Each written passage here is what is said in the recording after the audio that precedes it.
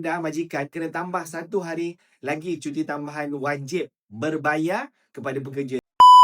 Assalamualaikum warahmatullahi wabarakatuh. Saya nak explain berkaitan dengan pengumuman yang amat berhormat Perdana Menteri Dr. Seri Anwar Ibrahim berkaitan dengan cuti umum tambahan yang terpakai untuk sempena Hari Raya Aidilfitri. Okey, baru-baru ni yang amat berhormat Perdana Menteri telah membuat pengumuman berkaitan dengan cuti tambahan yang mana menimbulkan kekeliruan kepada sebahagian daripada rakyat Malaysia, khususnya di kalangan pekerja, yang mana satu nak ambil yang awal ataupun yang akhir. So, oleh kerana cuti hari raya ini masih belum diputuskan oleh atau masih belum diumumkan oleh penyimpan Maha Besar Raja-Raja Melayu, maka Perdana Menteri membuat dua kemungkinan. Pertama, jika raya jatuh pada hari Jumaat, maka hari Jumaat maka akan ditambah 1 hari cuti pada hari Isnin. Maksudnya Jumaat Raya, Sabtu adalah cuti hari raya, public holiday. Kemudian hari Ahad adalah hari rehat. Dan hari Isnin ditambah 1 hari cuti hari raya kepada sektor swasta dekat Malaysia. Bermaksud, kalau raya hari Jumaat, dapat ekstra cuti pada hari Isnin. Baik, kalau sekiranya raya jatuh hari Sabtu, maka hari Jumaat tu pula menjadi cuti umum di Malaysia. Maksudnya dia still sama 4 hari, tetapi situasinya berbeza kalau tarikh hari raya tu jatuh pada hari yang berbeza. Okey, itu yang pertama.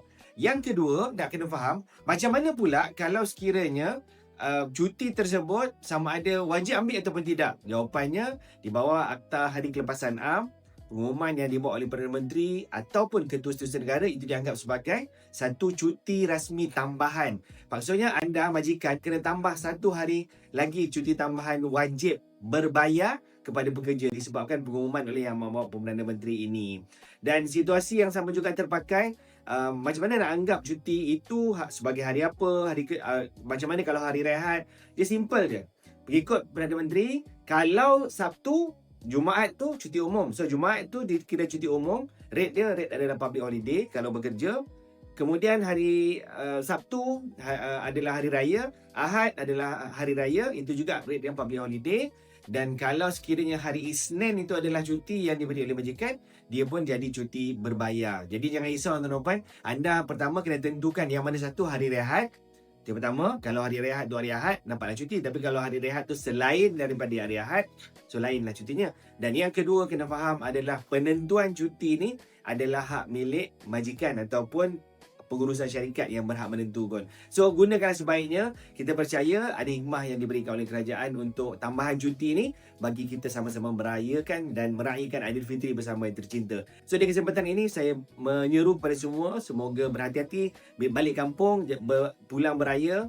Pastikan walaupun beraya, hati-hati dan penuh berhemah, memandangkan situasi dunia yang semakin mencengkam.